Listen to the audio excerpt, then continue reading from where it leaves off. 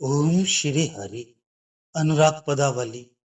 पद क्रमांक 345 से 348। सूरदास जी कहते हैं कि कोई गोपी अपनी सखी से कह रही है, सखी, ये आंखें भाग्यशालिनी हैं जिन पर श्याम सुंदर अच्छे हैं। वे अपने शरीर पर से इन्हें दिन या रात में तनिक भी हटाते नहीं, किंतु ये कैसी लोभ भरी हैं, उनकी शोभा को चुरा कर रखती हैं।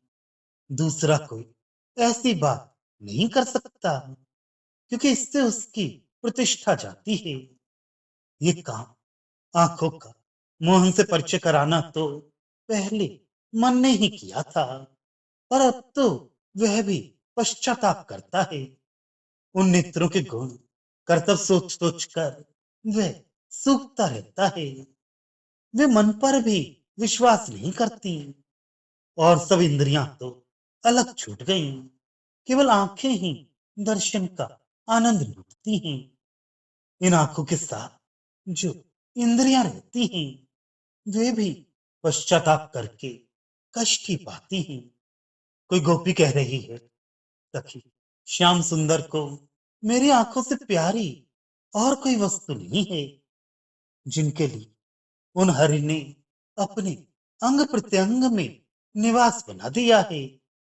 जो पूर्ण सुख उन्होंने पाया है, उसे दूसरा कोई कैसे जान या पा सकता है। ये दोनों आंखें तो श्याम सुंदर के सुंदर मुख कमल के लिए भ्रमरियों की जोड़ी हैं। इस बातचीत के बीच में ही गोपियों के कानों में वंशी की ध्वनि पड़ी।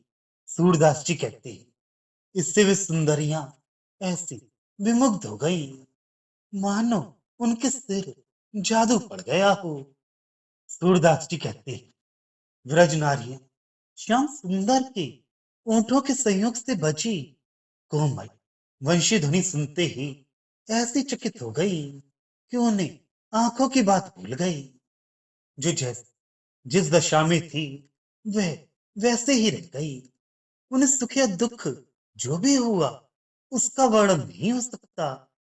पलके गिराना भूलकर वे सबकी सब एक टक चित्र में लिखी सी रह गई। मुरली का स्वाभाविक गान सुनकर किसी को अपनी कुछ सुध न रही, किसी को कुछ भी सुध न रही। वे परस्पर कहने लगी, मोहन को हमारी आंखों से भी अपनी वंशी अत्यधिक प्यारी है। वे आंखें तो शत्रु ही थी, पर ये वंशी तो हमारी सौत है। ये तो अद्भुत विभूति उत्पन्न हो गई। कोई गोपी कहती है, सखी, आते ही इस वंशी के ये ढंग है।